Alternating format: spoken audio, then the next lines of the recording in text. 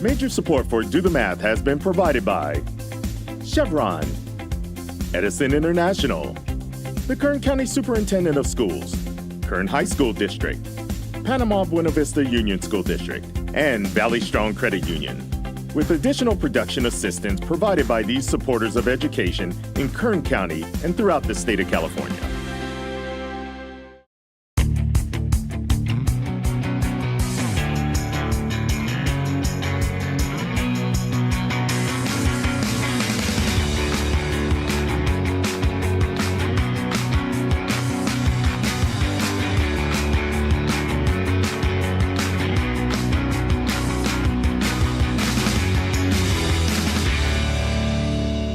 Well, good afternoon and welcome to Do the Math. I'm Michael. I'm Cindy. I'm Clark. For math homework help, call 636-4357. Everywhere else, 1-866-636-6284. Our email is dothemath@kern.org. We're online at dothemathonline.net. And we're on social media. All right, nicely done, Clark Kent. And where do you go to school? I go to Van Horn. And you're in what grade? 6th. All right, how was 6th grade? Fun. I'm liking it so far. Good. Is there anything that you have found difficult in 6th grade so far? No, not yet. Okay, so it's been going pretty smoothly for you. Mm-hmm. Is there anything that you think you're going to miss? Because how long have you been at Van Horn School? Only for like 3 years. Okay, but you've been there for a few years, right? Yeah. Do you think there's going to be anything, because you can't go there next year, right? You have to go to a new school next year, right? Mm-hmm. Is there anything you think you'll miss about Van Horn? I think I'm probably going to end up missing like my old teachers and stuff like that. Okay, good. Well, is there anything that you anticipate, anything that you're looking forward to in junior high school? I'm looking for the fact that there's multiple classes in junior high. So Okay. I'm going to be looking forward that I'm able to do multiple things in one day. So you like the idea of going to a different classroom for a different subject? Yes. Are there any extracurricular activities that you'll be doing in junior high? Like sports, student government, what are they, electives that you Yeah. take in junior high school? Yeah, I'm fairly certain it's electives. Have you but looked at any of that stuff yet, or not yet? No, not yet. But I'm hoping there's like violin and chorus. Oh, well, you know what? There's going to be band and chorus, orchestra, and stuff like that. So, Cindy, you were at Warren. Yes. And what are some of the electives that students can take in? Oh gosh, they have a lot more this year. So they can take Spanish, they can take theater, they can take art, choir, the musics. Orchestra. Yeah. Those have been there. All right, Still good. will be. Well, I didn't know that. And then there's, some other, but there's theater's a career, college okay. and career, that's a Career new one. planning Yeah. Yeah, so they learn, right. well, it's called, I think colleges and career, I think is what it's called, but they learn about different careers and it's not just necessarily college-based ones. Okay. So have you thought about a career yet? I know you're only in 6th grade, but it's never too early to start. I'm leaning towards maybe like a doctor or being an engineer, or maybe if I'm lucky, work at NASA. Well, there you go. Well, you don't have to be lucky. You just have to be dedicated and you get yourself into NASA. Here's the deal. You and I are going to make a deal right now, young man. You go to work for NASA. You must come back here or you must be on the show and talk to us about what you're doing at NASA. All right. Deal? Deal. All right. We shook on it and it is forever taped right there. All right. So, before we get going with a lot of other things, I need you to help me with our social media problem today. You ready? Yes. All right, let's take a look at it together right now. So it says solve the following proportion. So proportions are when we have ratios and we set them equal to each other. All right, so we can see that we have x over 6 is equal to 15 over 18. So what do you notice about that problem? What comes to mind when you look at that? I'm noticing that 18 is like a multiple, or like a multiple of 6. It so is, good. That x has probably going to be a factor of 15, I'm thinking. Good, and I'm liking the way you're using the vocabulary because you're saying that 18 is a multiple of 6 and you're looking for a factor of 15. So nicely done. So we've got some options down there. Or any of those things that you see, you're like, there's no possible way it could be this. Yeah. I know that D can't be 1 because 12 isn't a multiple of 15, and I'm thinking probably not C as well. Okay, and why not C? Even though you can use 1 to get to 15, you have to, you have to do 6 times 3 to get 18, and since we're probably going to have to do the x times 3 to get 15 as well, it can't be 1 because I just equal 3 and not Correct. 15. All right, so we're down to A and B. Yeah.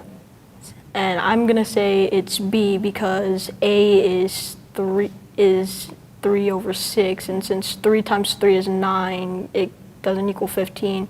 But since B is 5, 5 times 3 is 15. Okay, and see if this makes sense to you, because there are some students going, I don't understand how you do how you're multiplying the denominator and then have to do the same thing to the numerator.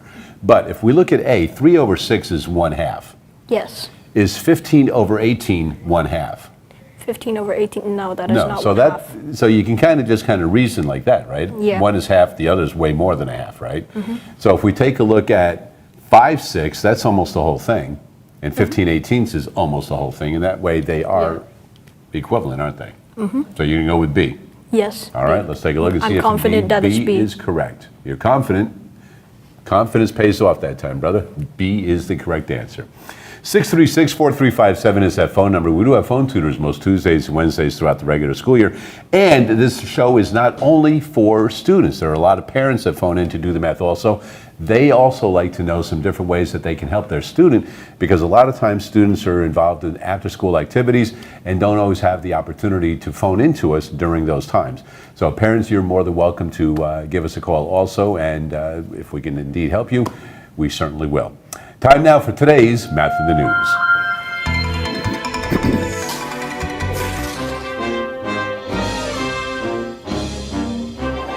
And in studio with us right now, we've got Raphael. How are you? I'm doing good. Mike, how are you? I'm excellent, thank you. And Raphael, you are with the Kern County Superintendent of Schools office. That is correct. But you've got a unique position. It's not like you work at Do the Math or something. So what is your position with the county office? I do not work at Do the Math, but I'm doing math all day long. Which is why you're here. All of the time.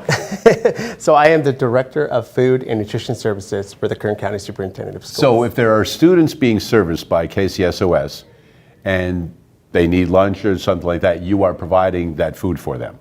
Yes, so we have quite a widespread locations throughout the Kern County, right? So we go all the way as far north as Delano and as far east as Boron within the Kern County. And so we have special education sites, we have alternative education sites, child care centers.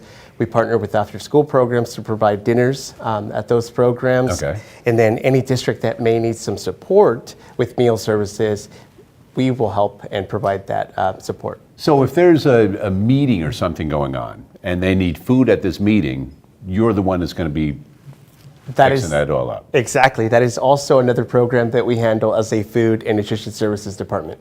We have a very robust catering services within the Kern County Superintendent of Schools Food and Nutrition Services. So. And you're also involved with the Blue Zones project. I am, yes. So talk to us a little bit about that, because I know there are some people kind of familiar with that right now, but I know that you guys had a competition at the fair recently.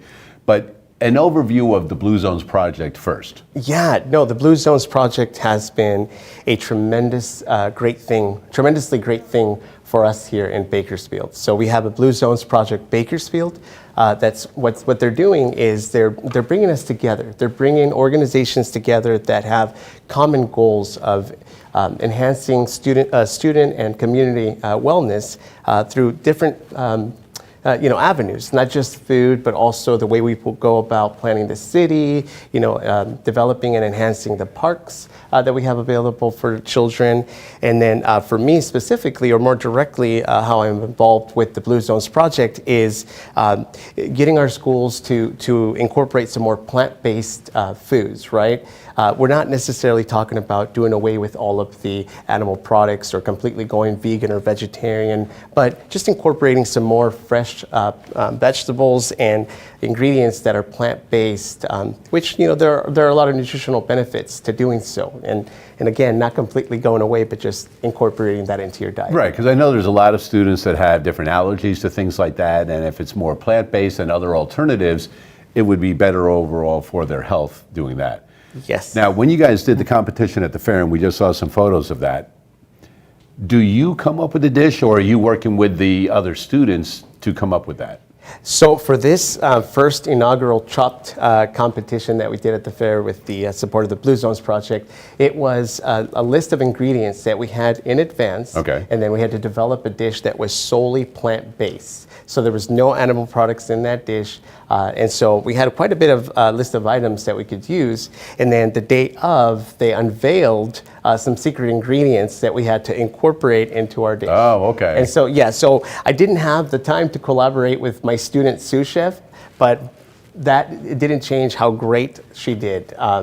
And how did you guys do? You guys did well at the competition? I think we did great. And in fact, I was super blown away by the talent that I saw in all of the competitors, not only nutritional leaders throughout the county that competed, but also the student sous chefs that we had. We partnered with Kern High School District to provide us sous chefs, high school students interested in culinary or already in a culinary program. Yeah, because I can imagine that if a student was like, I'm not interested in that, but then they see this and they're like, whoa, that looks pretty good. I might want to do something like that. Oh, yeah. So I see that you've got some samples of food in here and some of the basics, right? People are pretty familiar with the peppers and the cauliflower and tomatoes and stuff like that.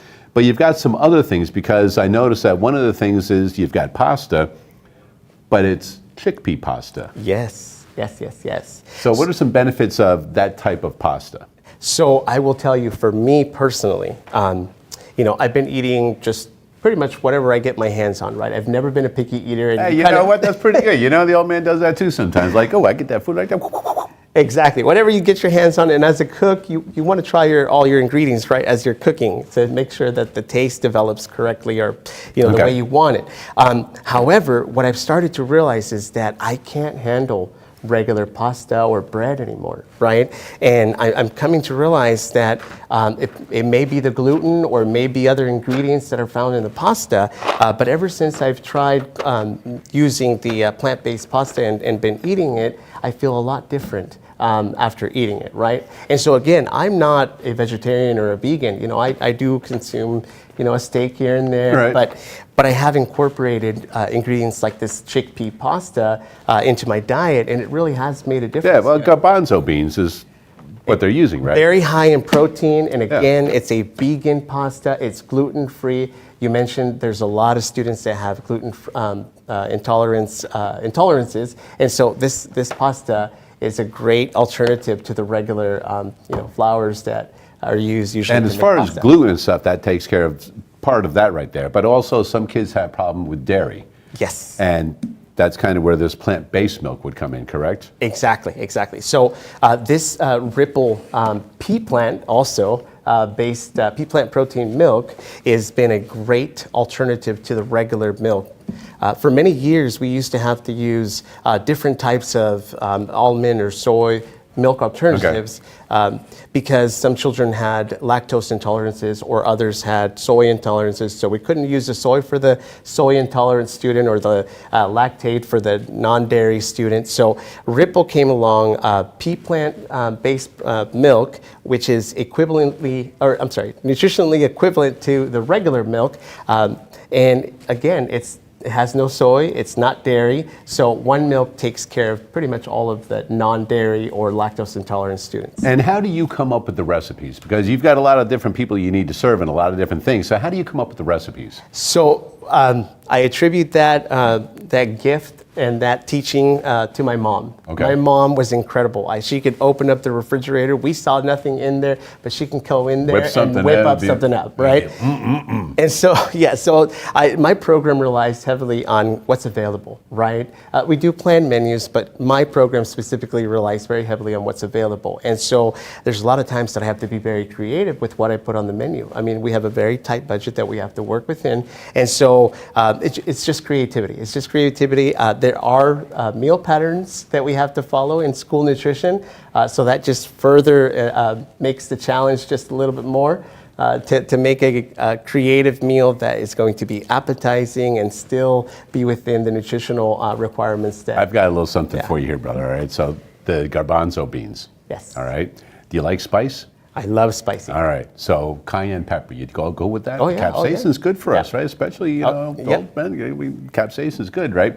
So you take the chickpeas, you rinse them, you put them in a bit of olive oil, get some cayenne pepper mixed in there, and then just roast them. And then you just eat those things like candy after that. That stuff's good for you right there. Oh, yeah. You gonna try that? Absolutely. I'm gonna try one of your recipes too. You know what, as a matter of fact, you come up here anytime you want with any food like that. You bring it right up here, we'll be more than happy to sample that. I would be happy to. Raphael, thank you for so much taking for some having time me. to come in and visit us here on Do the Math and talk a little bit more about the Blue Zones, that project, and a little different style of eating right there. So thank you Exactly. very much for that. We'll be back with more right after this.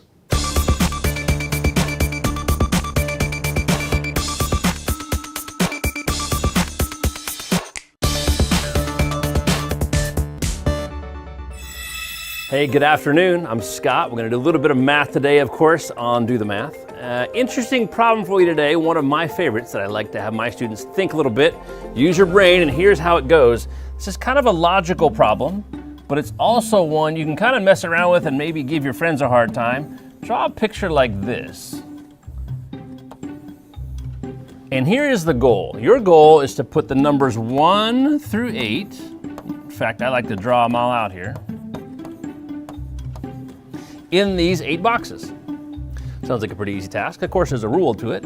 The rule is that no 2 consecutive numbers can touch each other. What that means is consecutive numbers in a row, like 4 and 5, they cannot touch side to side, up and down, or diagonal. Okay, so we're gonna give this a shot real quick and see kind of what happens. Let's say we start with a 1 over here. We got that one all done. Now a 2 cannot go in these 3 boxes, right? So I'm gonna put the 2 over here. Now a 3 can't go here, here, here, here, here. Oh, that's not gonna work. So 2 can't go there. I'm gonna go backwards on that one. Let's put the 2 all the way over here so we don't have to worry about that. The 3 now can't go in any of these boxes because that would touch side to side, diagonal, diagonal. So maybe we'll put a 3 up here. So far, so good. Think about now, logically, where the 4 can go. Can the 4 go here? No. Can the 4 go here? No, because it would touch here. 4 can't go here, let's put it down here. 5 can't go in these spots, 5 here. 6 can't go in these spots, gotta go here, and now we're in big trouble because the only spots left are 7 and 8, and you have a problem here and a problem here. I'm gonna give you a second. If you happen to be watching this on YouTube, happen to be watching this on video, pause it right now, try the problem a couple times, and come back and see if you can figure out what's going on. I'm gonna see if I can give you a couple hints about maybe how to go about this. Maybe a full answer, maybe not. When I look at a problem like this, I'm looking for a couple unique characteristics. We'll see if we can find some unique characteristics. If I look at these numbers, every number in this list has 2 consecutive numbers next to it. So for instance, take the number 4. We have to worry about the number 3 and the number 5. Would you agree? Look at the number 7. We got to worry about where is the 6 and where is the 8, make sure they're not touching. But there are 2 unique numbers in this list that are different than the rest. What are they? Number 1 only has to worry about a 2, and number 8 only has to worry about a number 7. Now we have 2 unique numbers. Let's look on our puzzle. Do we have any unique boxes? Well, there's a couple unique boxes. You can see the ones on the outside, right? These one, like if I looked at this one right here, 1, 2, 3, 4, touches 4 of them. The ones over here on the edge touch 1, 2, 3, but the ones in the middle, the boxes in the middle, touch 1, 2, 3, 4, 5, 6 boxes. So we have to worry about a lot more touching, if you're looking at the middle 2 boxes, than the outside ones. So why don't we take these numbers that are very unique on our list and put them in these boxes, which are very unique in the picture. Now pause and see if you can figure out the puzzle. And when you come back, we can start to fill out the rest of it. The rest of it logically pretty much lines itself up, which is kind of nice. If you look at the number 1, 2 cannot go here, here, here, here, or here. There's only one place the 2 can go. Only one goes way over here. And in fact, the same thing is the case for the number 7, right? 7 can't go in any of these boxes because it would touch 8, so 7's over there. We already have half of the problem done. The other ones will work out very simply as long as you make sure, again, that you follow the rules that you need to. When you do a 3, right, 3 can't go in either one of these, so maybe we'll do a 3 here. And by the way, there are 4 different answers to this problem. The number 4 can't touch the 3 or the 5, so maybe we'll put the 4 down here. 5 can't go here, so it has to go here, and 6 has to go here. Maybe do a couple checks at the end, make sure no other numbers are touching. But this is a really fun puzzle if you want to get some of your friends thinking. It's not impossible, there are quite a few answers. But I think by using some logic at the beginning of the puzzle before you even start, it ends up being not nearly as hard. At least not to me anyway. Give it a shot. Great little problem right there. And Ken has raised like, oh, that's a nice problem. So you, as I hear the little echo background right there. Anyway, hopefully that'll go away, but anyway. So, problem right now. So head on over to the board with Cindy. And it says, arrange the 20 cubes. So the little colored ones are the 20. You have to use those clues though. All the piles contain an even number of cubes. So you have 4 different piles you're going to be putting them in. There are twice as many in the first pile as is in the second pile. The largest number is in the first pile. All piles have a different number of cubes. Each pile has at least 1 cube. So talk about it with Cindy and see what you like to do. So in 4, how would you divide 20 in 4 ways? So I think first like put 5 in each one, but it says all piles contain an even number of cubes. So I'm thinking maybe like 8 here, 4 here, 4 here, and 4 here. Oh, wait a minute. All piles have a different number of cubes.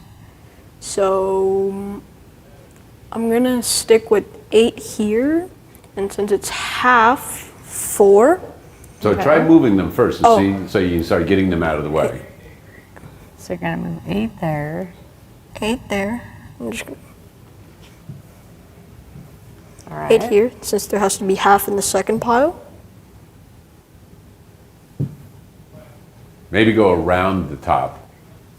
Where'd it go? What happened? Wait, here. Does this go back?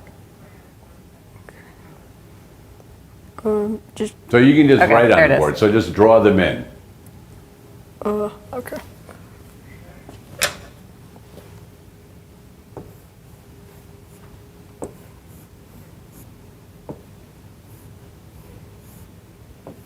Okay, so 4 there. So there's twice as many there than there is there. Maybe cross off 4 here, so you know how many you have left.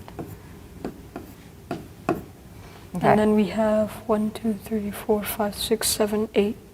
Since they all have to be even and they all have a different number, I'm thinking maybe just like 2 here and then 2 here and then 1, 2, 3, 4, 5, 6.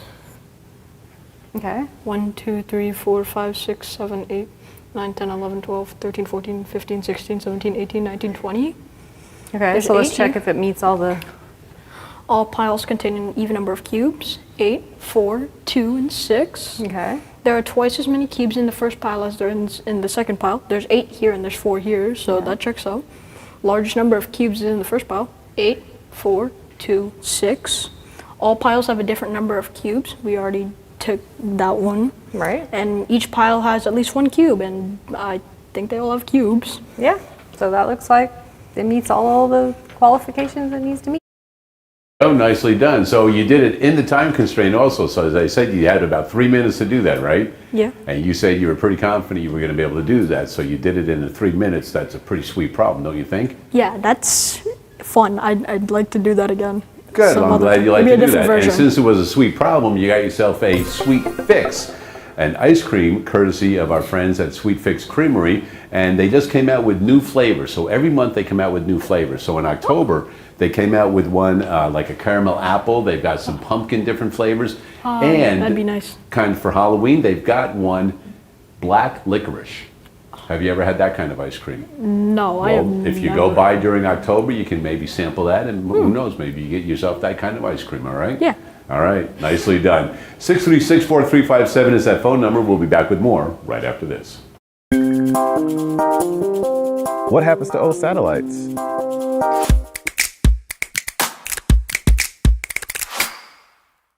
Typically, satellites, if they run out of fuel or something happens to it where it's just not working, it is essentially orbiting around the Earth dead. So what happens eventually is gravity will continuously pull on it and bring it down. If that satellite, upon re-entering into the atmosphere, does not burn up, sometimes you'll find pieces of that structure on one of our large continents or in the ocean. We don't want that to happen. So if a spacecraft ran out of fuel or has a bad part, it'd be great if we could fix it.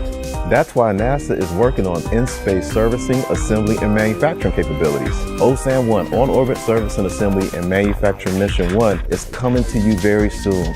There are capabilities and technologies that will allow us to sustain some of our key assets. So if they have a bad instrument or they want to upgrade, we can do that in space.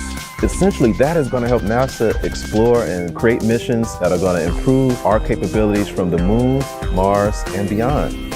So what happens to old satellites? Well, currently, they either burn up upon reentry or they remain in space dead. But all that's going to change with OSAM-1. It's going to be the game changer that is going to help them become sustainable and upgradable for the future.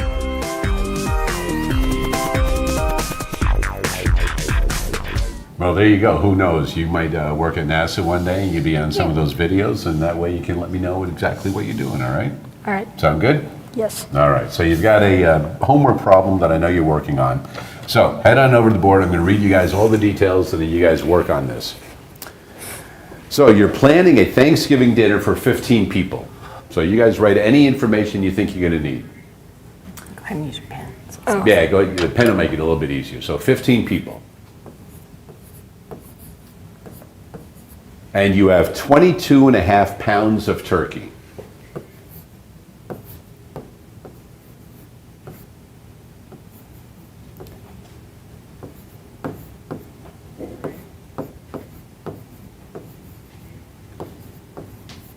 Now, his daughter forgot to tell him that she was bringing 3 more people.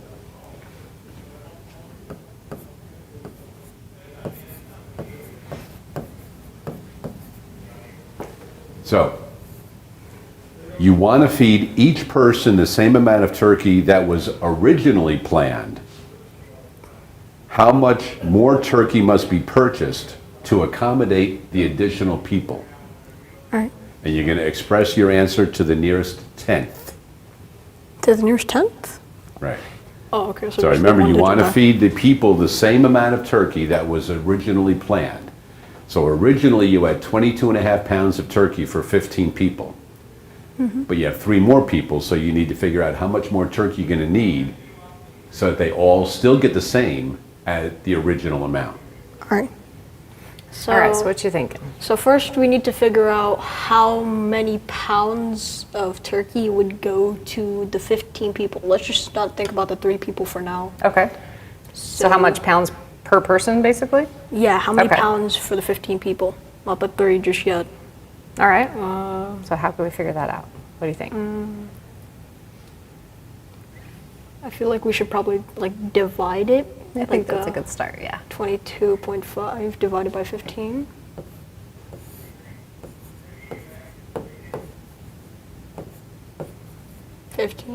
So we can't take 15 out of 2, but we can take 15 out of 22. There's only 1.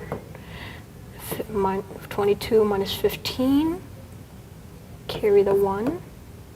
Carry the 1. Make this a 12. 12 minus 5 is 7. 1 minus 1 is 0. Then bring down the 5. There are 5 15s and 75, so you put the 5 up here. And then 5 times 15, 75.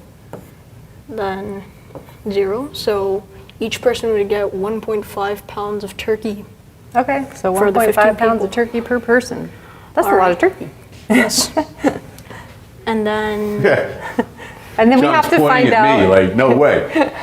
We have to find out how much more we need to buy, right, All right. for the 3 extra people. So if we All know each one of them is going to get that same All right. amount, I think the simplest way to do it is just 1.5 times 3.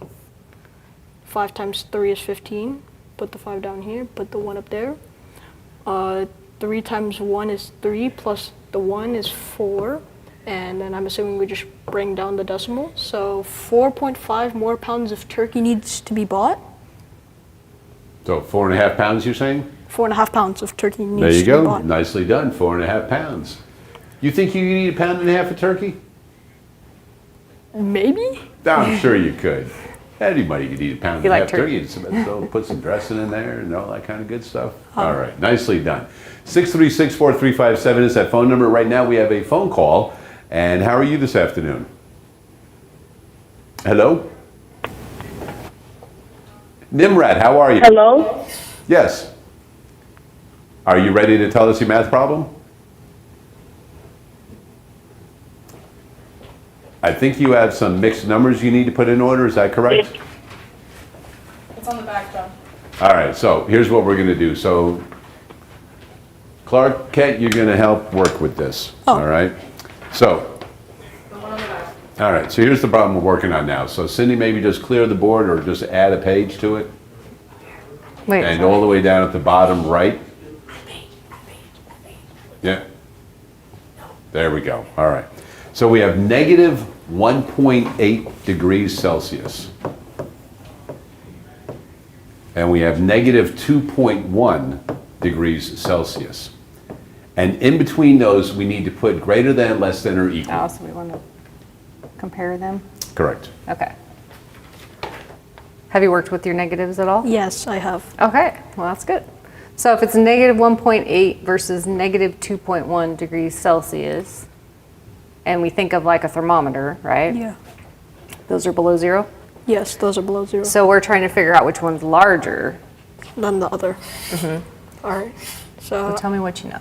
I think first to like help explain it, I'm gonna draw like a number line here.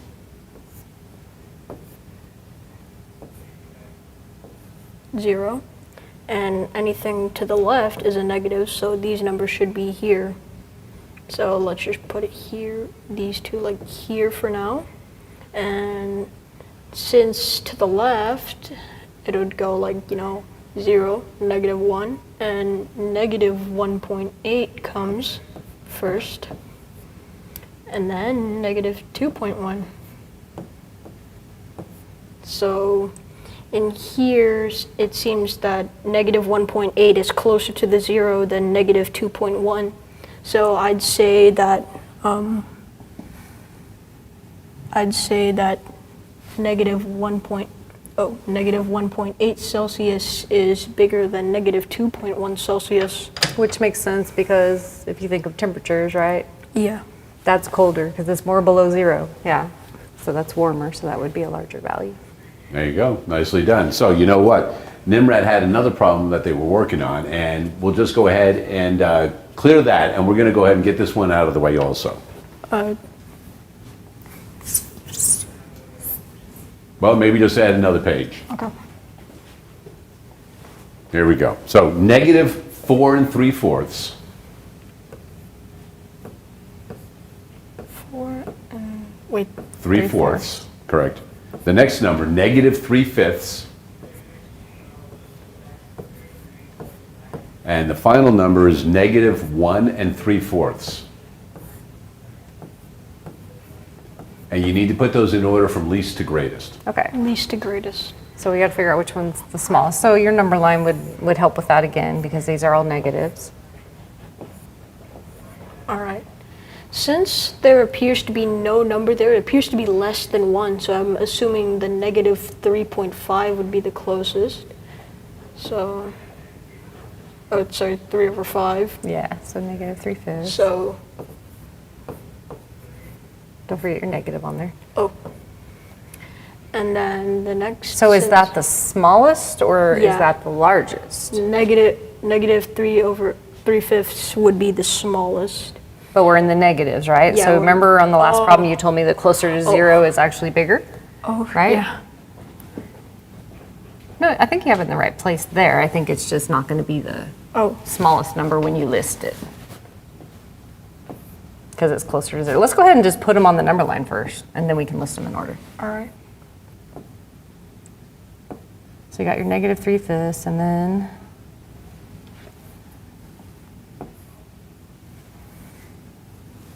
Sorry. You're fine.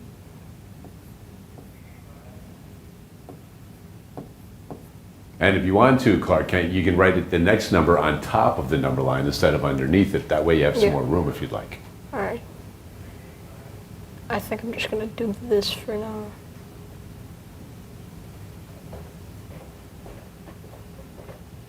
Gonna mess that So up. -4 and 3/4. All right. And so then least to greatest. Yeah, since technically this would be the least, since I guess you can say since it's closer to the end. First one would be -4 and 3/4. Then since we only have one more option left, it's just -1 and 3/4. And there's your answer. All right, nicely done. Hopefully that helped them right there. And for calling in with that problem, even though we didn't get to speak to you right there due to technical difficulties, you will get yourself a courtesy pass to go to COM. So congratulations on that.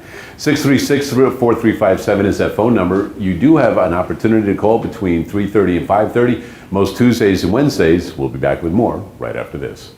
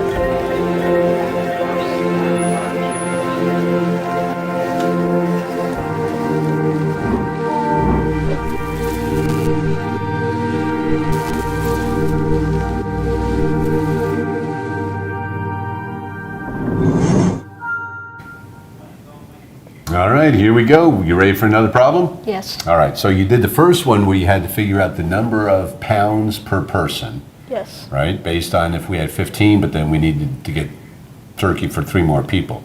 So this is going to be an extension to that problem. So why don't you go ahead, open up a new page over there.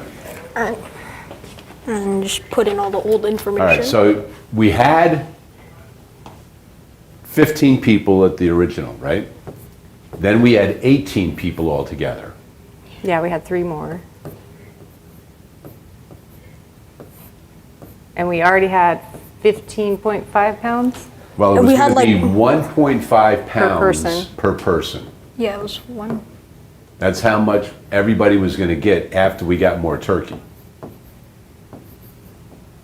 Now, originally, we had 22 and a half pounds that's of right. turkey.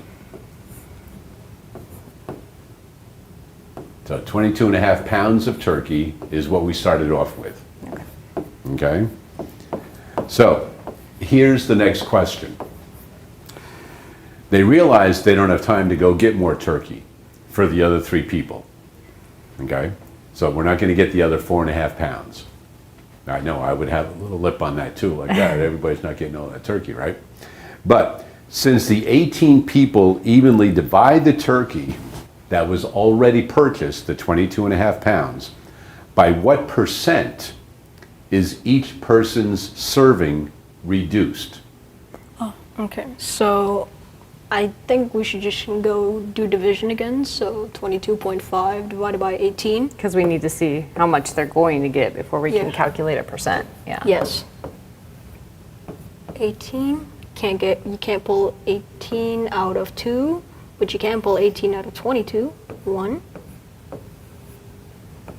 It's 18, which is 4 out of 5. You can get, just doing some quick math really Yeah. quick. Okay, so you can only pull 2 from 2 18s from 45, which is 36. 45 minus 36 would be 9. And due to the fact that we are dividing a decimal, you can simply just add a 0 here and then bring it down until you can finally get your answer. So 90, then 18 times.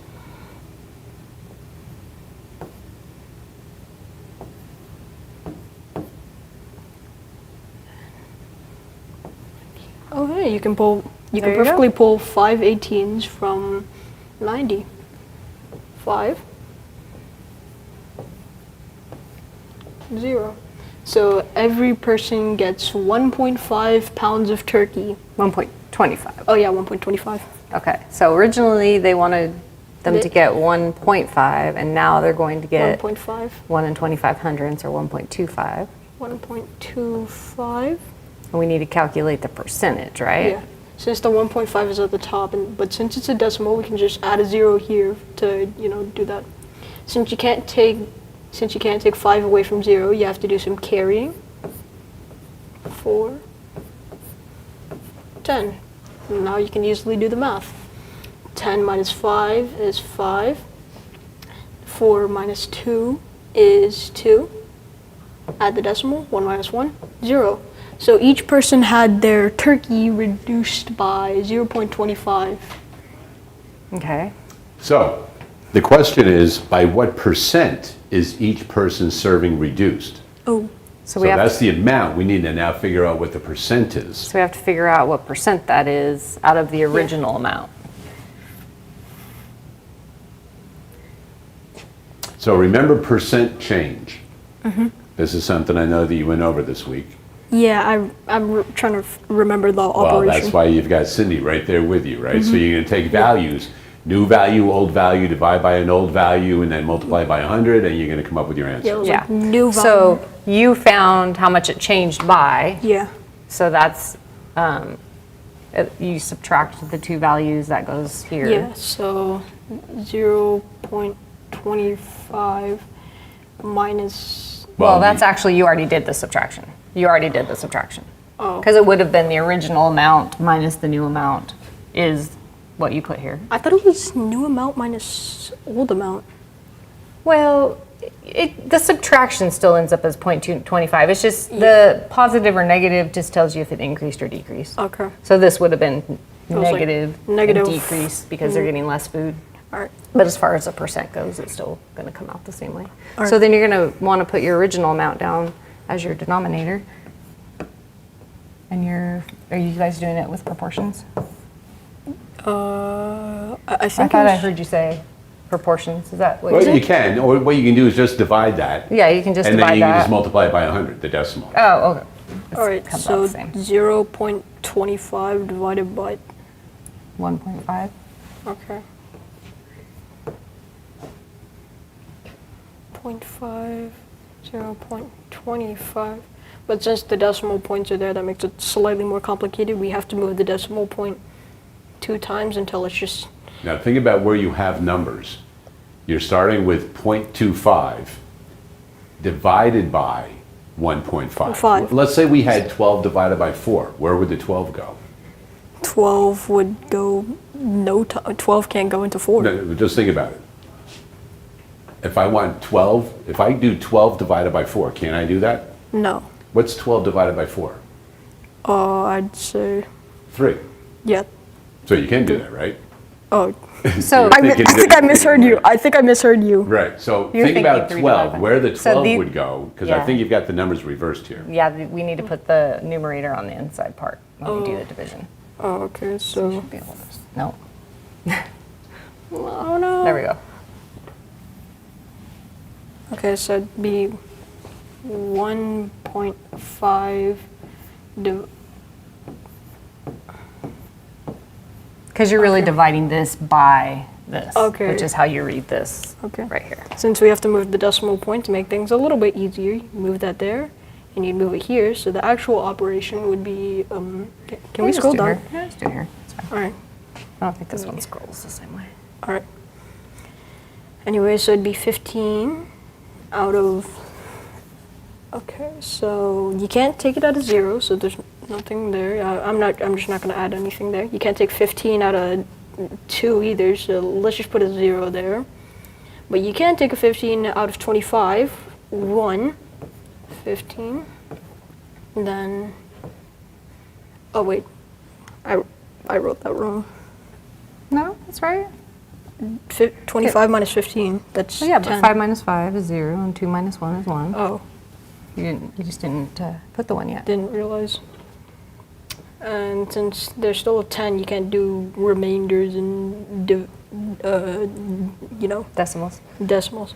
So you just add a 0, bring it down, 0, and you can get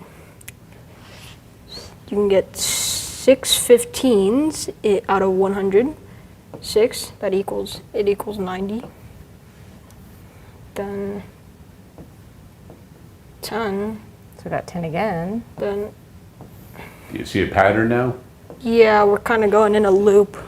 So Do you know how put to your other represent? 6 up there. Yeah. Yeah. So now you're going to multiply it by 100. So instead of multiplying by 100, something easier you could do is just move the decimal. Yeah. How many places would you move the decimal? Since there's 2 zeros, you'd move it over here, so it'd be essentially 16.6. Right. Now, it says express the decimal to the nearest hundredth. So what other number would be coming after that? 6.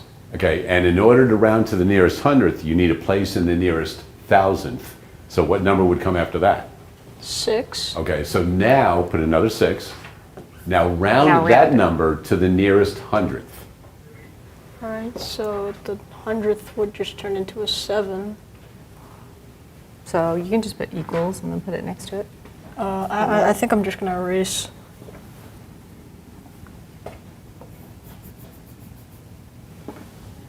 Thank you. 7. And then it's a percentage, right? So let's put Yeah, our percent sign percentage. on there. So therefore, if they stayed with the original amount of turkey with the 18 people, people are getting a negative, so put the negative symbol on there, 16.67%. So nicely done. So kind of a little bit of a lengthy problem right there and a lot Yeah. to think about and keep track of, but we had every confidence you could do that right there. All right. Hey, you know what? We'll be back with more right after this. As a first-generation student, I am changing not just my future, I'm changing my family's future, and I am truly honored to be a Fresno State student, to be a Bulldog. Being a Bulldog means that I get to represent that Central Valley pride and the community that raised and educated me. Just being here makes me feel welcomed, and it makes me feel represented and just loved.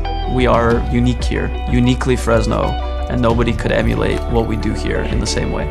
This campus is special. The students are special. The students that I have met, like that is so amazing that you chose Fresno State over all these UCs and these private universities because of the people that we have here. That's what makes Fresno State so special. I'm standing on a 1,000-acre farm that is the crowning jewel of Fresno State. It produces the food that we all enjoy, but more than anything, it produces leaders. Fresno State represents opportunity to become the best version of yourself, and that's what we provide to our students here and every day. The beauty of Fresno State is that it provides strong academics as well as research opportunities for undergraduate students. So once they graduate, they're able to go and work in big industries, and they're really successful. The research I'm doing, it's working with 5 other students, trying to come up with the best design that we can to create an open source prosthetic. Fresno State's really good about creating opportunities for students. I kind of forget that this is not common when it comes to undergrad. So I'm pretty privileged to have an opportunity to do research, and if we can use our brains and what we're learning in school to apply and make something that helps people, I definitely want to do that and impact society like that. I love Fresno State, and Sydney is a good example of that drive that is really what motivates me to work more with students and see them succeed. That's what really drives me to come and be here every day. At Fresno State, professors saw us as a whole, and that is what I want to do here with my students. I want to make sure that they feel as welcome and safe and loved as I did when I was getting my education. Fresno State is one of the top 3 universities preparing teachers in California, and it is an honor to be one of those teachers and continue to serve my community. I came from the Valley, and I think that's very impactful because teachers who are going to come back to the Valley, they know the struggles that they faced when they were students, and now they have that empowerment to come back and be the change that they wanted to see when they were young. I wouldn't have been the teacher I am today if I wouldn't have had the guidance from my professors at Fresno State and the support. So I want to give that back. And I hope that one day one of my students can come back and tell me, you made a difference. He has been dominated by lefties for most of the night, now facing a right-hander in this situation. Line to right, Detweiler's got it! Cinderella wins the national championship!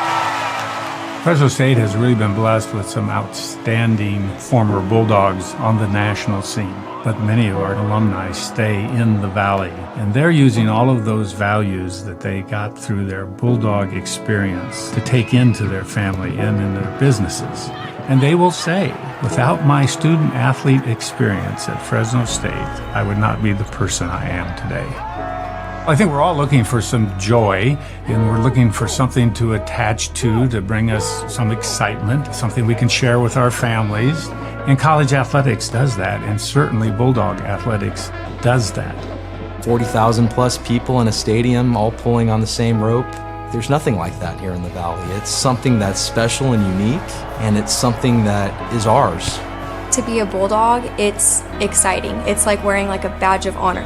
I'm wearing the same uniform as 200 other people, and I'm that one little dot. But then again, there's 40,000 around, and together we are one giant part of this community. Not only does that happen at games, but as staff, as faculty, we're cheering on our students so that they can also have their wins.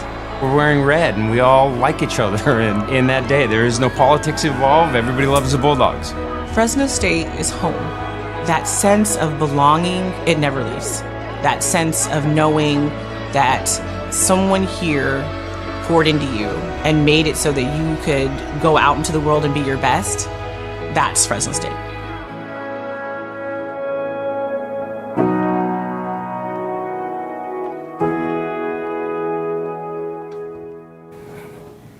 And right up the road, Fresno State University. 636-4357 is the phone number. We have 6th grade student Clark Kent from Van Horn Elementary in studio with us, doing some great problems and a lot of food today. Talking with Raphael about the Blue Zones project, you doing turkey problems and stuff like that. But we had a phone call from Jesus, and Cindy is going to take care of that problem right now. So Cindy, take it away and help out Jesus. Okay. So Jesus's problem is to find the slope, and he was given this table with X values and Y values. So I went ahead and I just graphed each point over here, and then as best I could drew a line. And no, it's not a great line, but. And so basically to find the slope, you're trying to figure out how steep the line is. So you can do it either from the table or from the graph. On the graph, what you would want to do is you would want to look from your different points. So if I have -2, 3 here, and then -1, 5 is next right here. Basically, if I look at it like if I went in straight movements, I'm going 1, 2, so I'm going 2 up, 2 units up, and then from there I'm going 1 to the right. And slope is always the change in Y, or what we call rise, over the change in X, so it's a fraction. So looking at my triangle, my change in Y vertically was 2, so it would be 2 for the numerator, and then my change in X is 1, so it would be 1 for the denominator, and I can go ahead and simplify that to just 2, so my slope is 2. From the table, how you can get the same thing is you're looking at how is Y changing. So it goes from 3 to 5 to 7 to 9 to 11. So it's going an increase of 2 each time. And then on the X side, it's going increase of 1 each time. And so my change in y is 2, and my change in x is 1. And again, I would write 2 over 1, and that equals 2. So that's how you get slope from a table or a graph. All right, nicely done. Hopefully that helps out Jesus. Did you understand that? Yes. Okay, because you're in 6th grade, you're going to be doing that in 7th grade. All right, so if it made a little bit of sense today, then you're way ahead of the game. All right. You feeling good? Yes. All right. So I've got a problem for you. You're going to have 1 minute to solve it. So make a clear board. Here we go. 75% of a number is 88. So 75% of some number is 88. I think I messed up something. So here, I'll write, and then you can help calculate. Right, so 75% of a certain number is 88. Is 88. What is 3/8 of the number? 3/8 of the number. I have 1 minute to solve this? Yes. Like the entire thing, or like just the 75%? No, son, the entire thing. We got it. So since this is a fraction, yeah? We need to find 3/8 of something, right? Yes. Yeah. So if that's 3/4. Do you know the fraction of that? Yeah, just like 3/4. Okay. So 75 is 3/4. So let's think of that as 3/4 of something is 88. Okay. Okay, so start with that. Now Go ahead and there's write that down. 3/4, so write down 3/4. So Does 3/4 equal 6/8? So if you make it the same denominator. Yeah. Yeah, you so just we know. multiply by 2. So think about it. 75% of the number is 88, which is really 6/8, right? Yes. We need to know 3/8 of the number. So how does 3/8 compare to 6/8? Well, you just minus 3/8. Which is half of it, right? Yeah, just half of it. So essentially just minus So what's half of the number? half of the 44. Yeah, see? Yeah, because if because this is going to be half of that. So Yeah. this has to be half of that. So I want you to make sure that this makes sense to you, though, all right? Because I kind of got you through it pretty quickly there. So 75% is the same as 3/4. You agree with that? Mm-hmm. All right. And 3/4 is the same as 6/8. Mm-hmm. And the reason we did 6/8 is because we need 3/8. Mm-hmm. Now, if we take 6/8 and compare it with 3/8, it's simply half. Yeah. And if 88 was our number, we just need half of that. Ah. Does that make sense now? Yes. Because there's a lot of ways that you can do that mathematically, and it's going to take a long time to do it. But if you just kind of reason your way and think about it, hopefully that makes a little more sense. Yes. All right, good. Come on over here, young man. So now that you've done some great work today, you are now an ambassador for Do the Math. Do you know what that means? It means like I have to like support Do the Math, like go outside and like, hey, you should watch Do the Math. There you go, and you have a uniform for it. Yes. And you are gearing your career towards helping Do the Math. Because you remember the deal we made earlier? Yes. What's that deal? Work at NASA, then come back here. That's right. Now, because you are a pretty bright kid, you've seen these before, right? Yes. But did you know that there's a Do the Math Rubik's Cube? Yes, I did notice that. I got one the other day. Yeah, these are pretty cool, aren't they? Yes, they You're are. a Rubik's Cube master? Yes, I can solve it right now. Well, easy with that right now. I need to know one other thing. Did you learn a little something today? Yes, I Good. did. Did you have fun today? Yes, I like that one cube puzzle thing. Good. Well, I'm glad you like all that stuff. And you know what? Until we meet again, continue to do the math.